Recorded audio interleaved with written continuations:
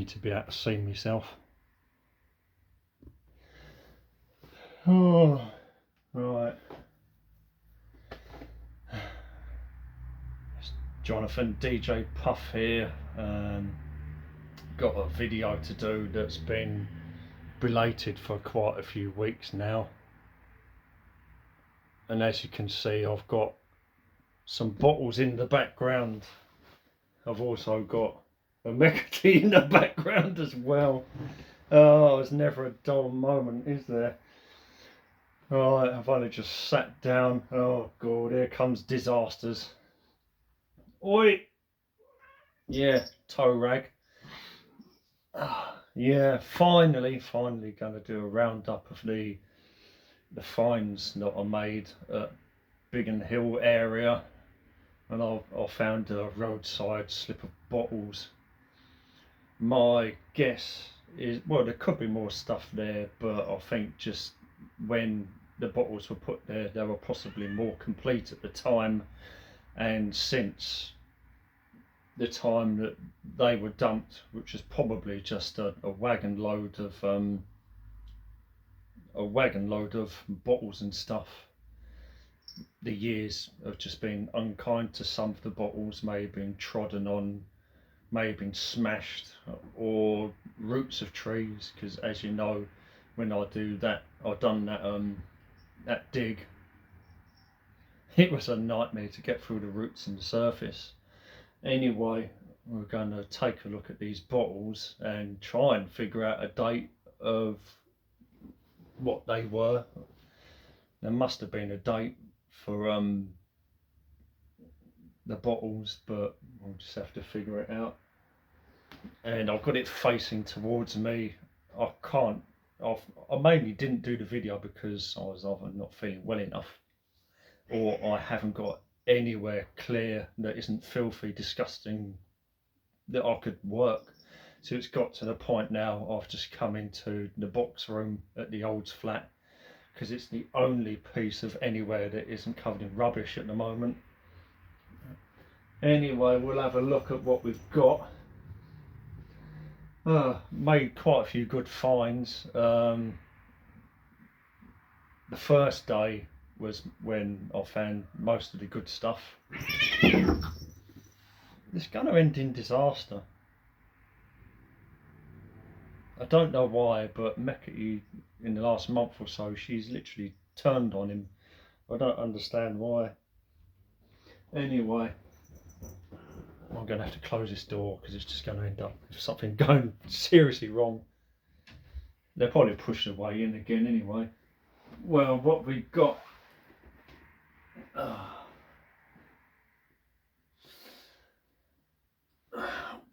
we've got 2 bottles, and from the roadside I saw one, and that's basically what gained my interest, because I saw one bottle from the roadside and I thought, oh, it's another Torpedo Hamilton bottle, but when I actually got into the undergrowth I realised that it wasn't a torpedo bottle, it was a Skittle. Now I've already got a torpedo bottle from this mineral water works, and I found that. Where did I find that? Probably Keston, I would have thought. Anyway, I found one, and then I found another, but I can't exactly remember which I found first now. But we've got 2 of them. As you know, I found one on the surface and I dug one up, and they're both from the Chislehurst Mineral Water Works, and they've both got HL on them, Harry Line, and apparently it was a very big thing in Chislehurst at the time. And we got the other one, which is, they're both virtually the same. One of them, I have to say, does look slightly rougher, but not by much. And it might predate it a couple. It's a little bit more bent on the top, the neck. But yeah, it was great to find them. But I found other bottles from the same one that I've got WL, We'll check these two out.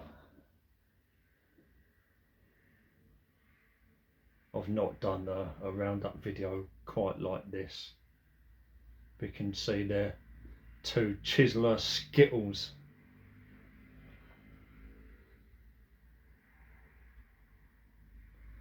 Now I have found Skittles before, but remembering what they are, I'm not sure. I think one was a Schweppes or something, but two lovely Chiseler Skittles. Here comes Mechatty in again to create a disaster. Wait! Wait! Oh.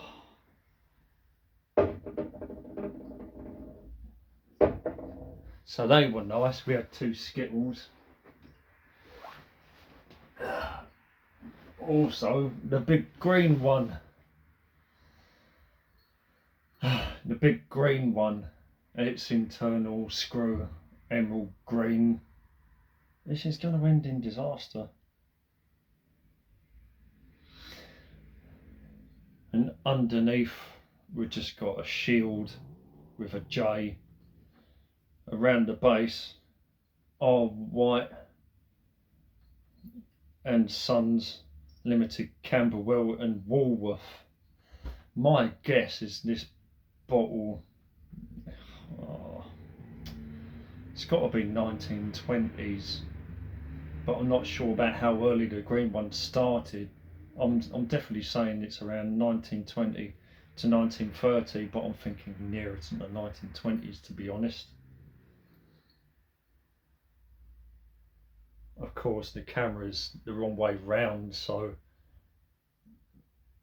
but White, they're a very common bottle, to be honest, and it's embossed around the base. And I did find a stopper as well, but I think the stoppers for these, they were flat and triangular. You could grip it. It wasn't a round one like this. They were flat. So I can put this in there easily, but it's not the one that matches with it. I'm pretty sure it isn't. So yeah, the big green one, the all white green bottle, plus a carbonite ebonite stopper. I've got this one at the back. This is quite nice. The join mould goes right the way up to the top, so it's got to be 1920s or 30s. I could be wrong, but you can see where the sticker was there. There may have been one on the back. Oh, Firmings at the top, Mechatty at the bottom,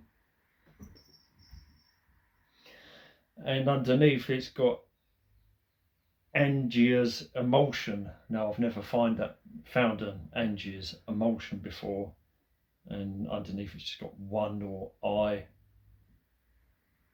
There is a mark underneath, like an oval. There's like an oval shape on the glass, you can see. But the join is literally all the way round, right up to the top of the opening. It's a good colour though. Angier's Emulsion.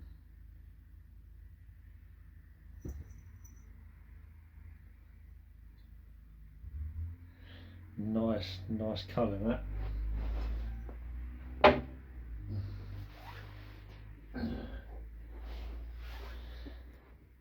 Chivers and Sons Limited, Histon, Cambridge, the Cambridge Lemonade. So this would have been lemonade crystals. You can make lemonade from crystal form. The top of it here is exactly the same as the Eiffel Tower lemonade. You look at the top, it's very machine made. The join goes right up to the top. So again, we're looking at 1920s or 30s. I'm saying 1920s. Underneath, UGB, United Glass Bottles.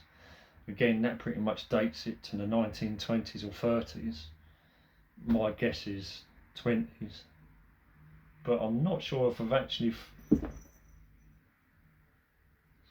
found one of these. I think I've found an older one. I'm sure I found an older one, a near a Victorian one, and the design hasn't really changed at all, to be honest.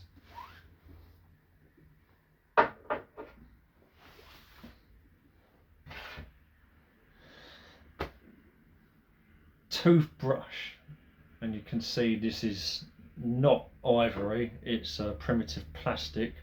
There's still some of the bristles in there, not horsehair. They're like a primitive plastic as well.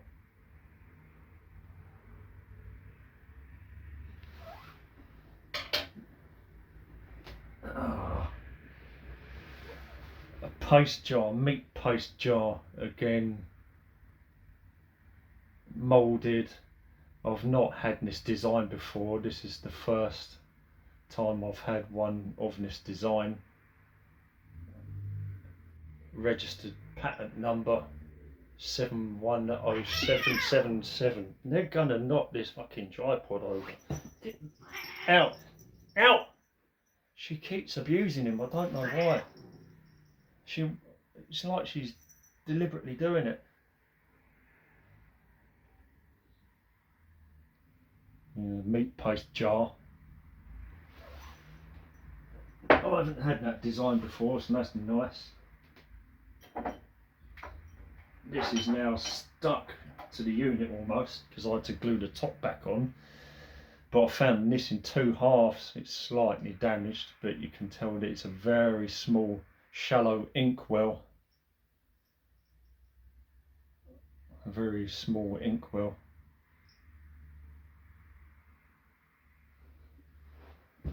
I'm already running out of time, and I had over 20 minutes. Got this bottle as well, and this is nice because it's got lots of bubbles in it. Basically, the more bubbles the better in bottles. They're more sought after. With more bottles, it's clear. It's got a very, very, very slight greenish yellow tint to it, but not much. But the bottles got lots of bubbles in it, and the top is so skew whiff. It's crazy. Look at that. Look how skew whiff that neck is. It's a good clean example as well. So this is the Biggin Hill area bottles. There's a chip on the back here on the lip.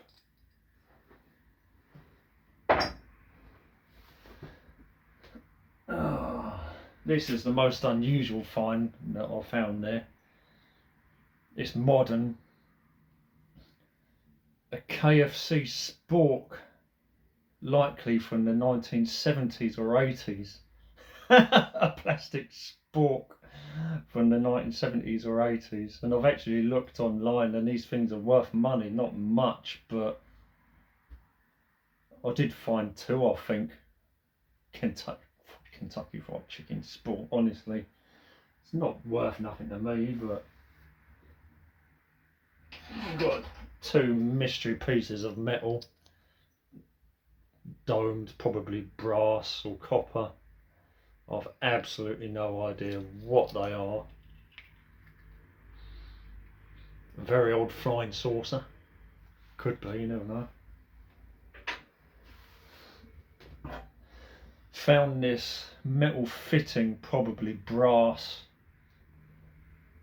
and it's got a hook on it, and no doubt at some point the hook was round all the way round. It was screwed to something, and obviously there was a ring and a wire or something, and you can see that it's literally worn away. It's literally worn it away. So it was literally I don't know what happened here, but it's so badly worn. A ring of some description, and there's been lots and lots and lots of movement, and it's just worn it out. It may have come off of a wagon or something, but it's very unusual to have such a unique wear on it. It's crazy. Let me know if you figure out what direction it was pulling or rubbing from, or what it actually comes off, but I'm thinking some kind of vehicle, wagon.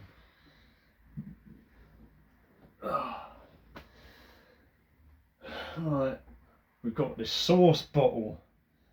The join goes up to the base of the neck, not right to the top, so it might be an applied top. It's a Holbrook and Co, so this may have been hanging about in the cupboard for about 20 years. If it is 1920, this might be about 1900 or around there. It certainly looks just about old enough, because I found 1890s ones and they're very similar. This is a small one, and the whittling on it, you can see in the glass, the whittling is quite nice, irregular.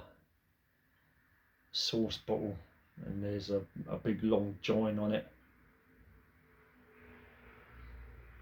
It's very clean.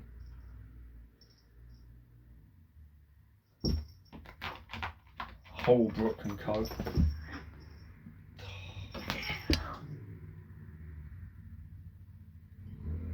I do like the Holbrooks. I found one at Norwood Country Park in a foxhole, and it was stuck to a lump of metal. I literally had to break the metal off of it, and it turned out to be a good bottle. But yeah, I do like that. It's only the small size though. The thing is, can we date the dump? Well, it wasn't really a dump, it was a limited slip of bottles. One little item here, it looks like nothing. It really does look like nothing. It's brass or tin or something like that. Not many of you might know what it is, but I think I've already sussed it out. It's very lightweight. It's got a hole in the middle and what looks like a ringer at the outside. Now I'm thinking this comes off of a 1920s, maybe earlier a toy car. I'm thinking it's off a toy car, or even a little cannon, World War One toy cannon or something. That's what I think.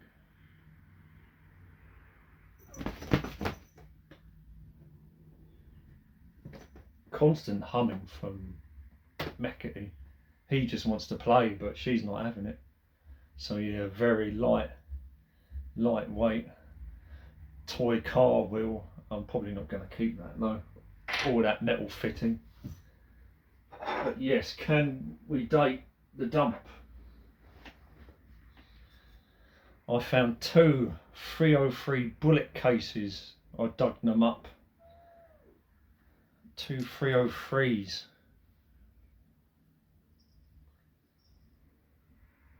Bullets. And you look underneath, and they are fired. They're fired bullets, because you can see the pressure spot where it fired. Where it fired, it's hit the middle, and they've been fired out. I looked underneath,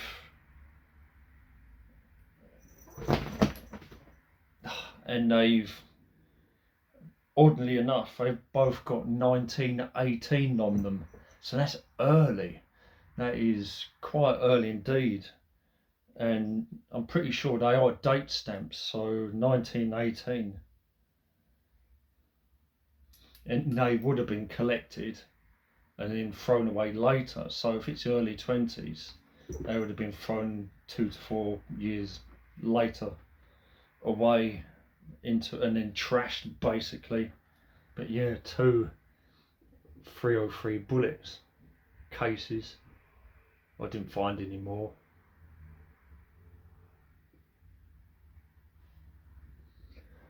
But if you want to see the items again, just go back in the video, you know. But I think one of the most interesting little fragments I found that might have dated it was this piece of a cup. And this is just about all I found of it. If I did find the rest of it, I didn't keep it, but I found a piece in this cup. But the stamp on the other side, whether it's looking forward or in reverse, very interesting, because it's got Southern Railway on it. Southern Railway, and you look at the design, it's like a belt. It's brown transferred and it's literally like a reef belt. Now I'm thinking that this 1922 to 1947 or 48, I think it was, the Southern Railway. But this is clearly the earlier end of the Southern Railway. So this is from 1922, because we had the amalgamation of the four: South Eastern Railway, London Chapman Dover, London Brighton South Coast Railway, and another one, South Eastern Chapman, I can't remember.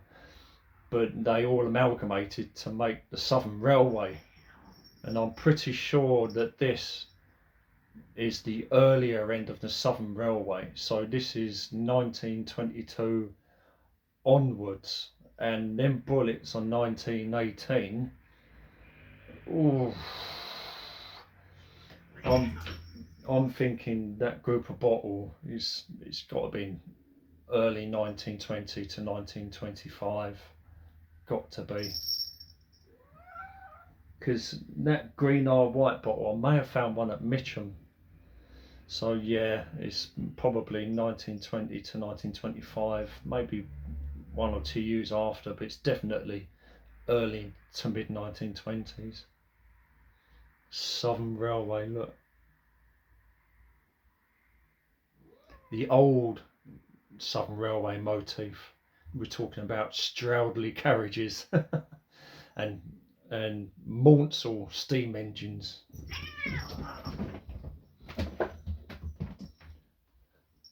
So yeah, not bad, eh? Not bad.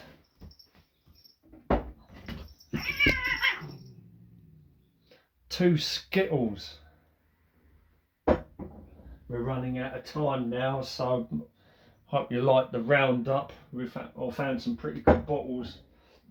Only on the first day though. I only really found them on the first day, I'm afraid. Second and third time I found pretty much nothing, I'm afraid. And then I decided to go back to Keston to have a look on the surface. And I did find a couple more at Keston, and I've been there quite a few times, but that's running out now on the surface. I think I've already got everything I need to from there.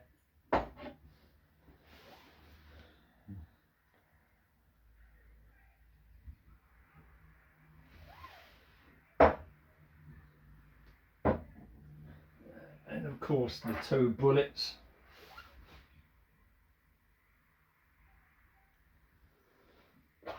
Toothbrush and a little inkwell, and that's about all the time we've got, I think. I think we're going to end it here.